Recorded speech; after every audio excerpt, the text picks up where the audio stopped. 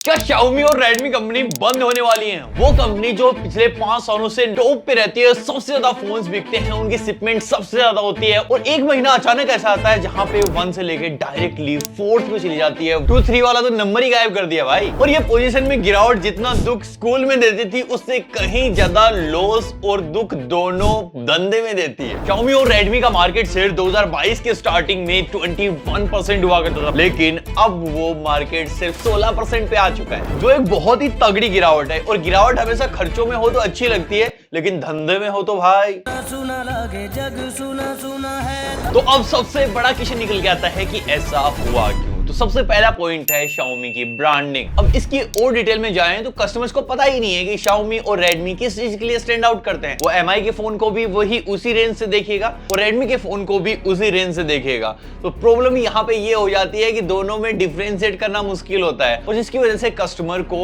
MI के brand के नीचे जितने फोन आ रहे हैं वो वैल्यू फॉर मनी लगते ही नहीं है, सिर्फ Redmi के सिवा। और अब आप बोलोगे भाई ऐसे तो बहुत सारी कंपनियां हैं जो ऑलरेडी मार्केट में लीडर बनी हुई हैं अभी के वक्त, मतलब काफी ज्यादा फोन्स बेच रही हैं। जैसे BBK इलेक्ट्रॉनिक्स के नीचे Oppo, Vivo, Realme बहुत सारे आते हैं, लेकिन इनकी इंडिविजुअल आइडेंटिटी देखो ना भाई।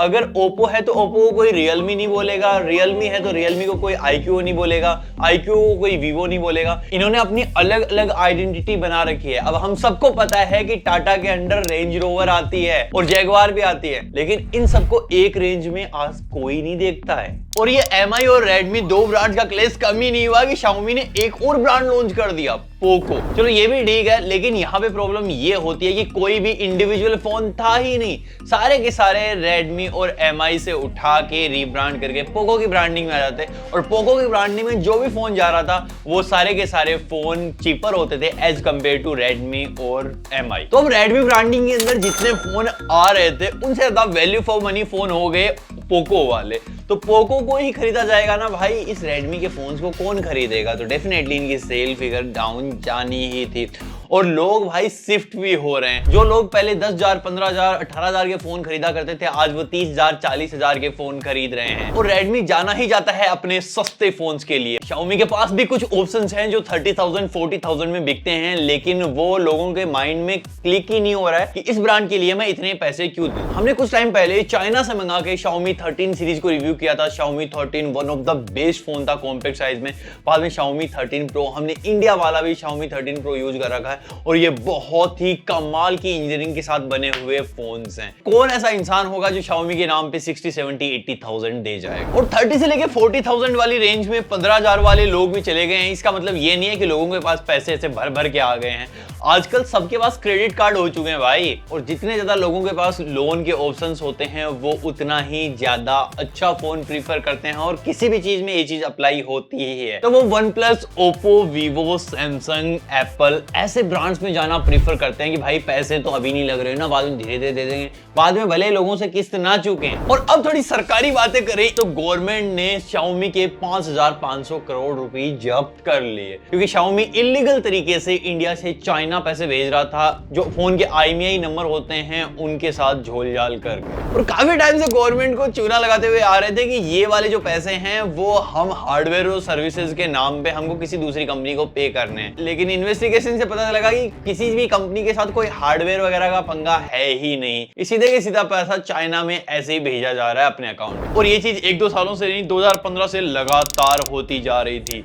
मनु कुमार जैन ने इसी के चलते Xiaomi को छोड़ दिया और अब इंडिया में Xiaomi का कोई ढंग का फेस ही नहीं है। और जब किसी ब्रांड का कोई फेस नहीं होता तो ट्रस्ट कायम नहीं हो पाता है। तो ये भी एक सबसे बड़ा इश्यू था। जब भी कोई कस्टमर Xiaomi के, Redmi के फोन खरीदता था, थोड़ा सा टैकी होता था, वो मनु कुमार जैन से डायरेक्टली कनेक्ट रहता था कि हाँ भाई ये इंसान है जो थोड़ा सा कुछ कर सकता है। वैसे करने को कुछ नहीं होता है, लेकिन वो एक ट्रस्ट कायम हो जाता है दिमाग। तो अब वो चीज कहीं रही ही नहीं है। क्या आपने सोचा है कि Redmi इतने सस्ते फोन सेल करता है, उसके बावजूद भी इतना खतरनाक प्रॉफिट और टैक्सेस कैसे बचा लेता है? क्योंकि कुछ टाइम पहले Xiaomi $1 बिलियन की कंपनी बनी थी। चलो इस चीज का खुलासा भी कर देते हैं। Xiaomi अपने बजट रेंज के फोन को बेचकर सिर्फ 5% तक ही प्रॉफिट कमा पाता है। मतलब 100 रुपए की चीज बेची तो 5 रुपए ही Xiaomi के हाथों में आएंगे।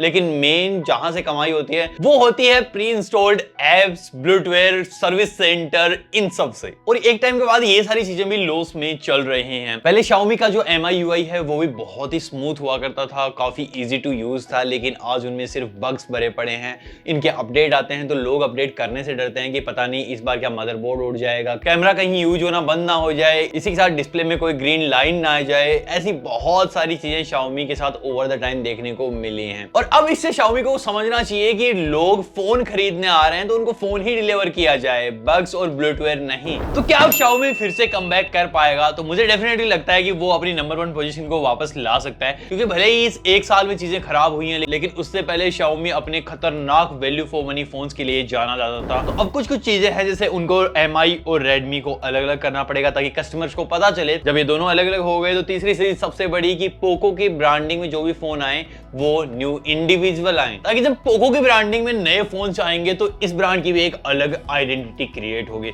और इन्होंने ये ऑलरेडी करना स्टार्ट कर दिया है। हमने इनका ये पोको F5 ट्राई किया और लिटरली ये जो फोन है वो अलग ही है। ये बिल्कुल नहीं लगता कि Xiaomi का फोन है। ये इवन 30,000 की प्राइस रेंज में one of the best phone है, best performing, best camera, best display, क्योंकि इसके अंदर एक 12 बिट पैनल आता है। तो ऑलरेडी Xiaomi इस चीज को समझ चुका है। अब थोड़ा सा और समझ जाए तो और ज्यादा कमाल की चीजें हो सकते हैं। बाकी आपको क्या लगता है Xiaomi के बारे में नीचे लिख के बताओ। और ये जो डाउनफॉल है वो Xiaomi के पिछले 6-7 सालों में पहली बार आया है। तो ये क्यों है आप नीचे लिख के बता सकते हो। बाकी ये वीडियो यहीं पे खत्म हो जाती है। आई होप आपको पसंद आई होगी। लाइक से सब्सक्राइब कर देना। मैं मिलता हूं आपसे अगले वाले वीडियो में, तब तक के लिए।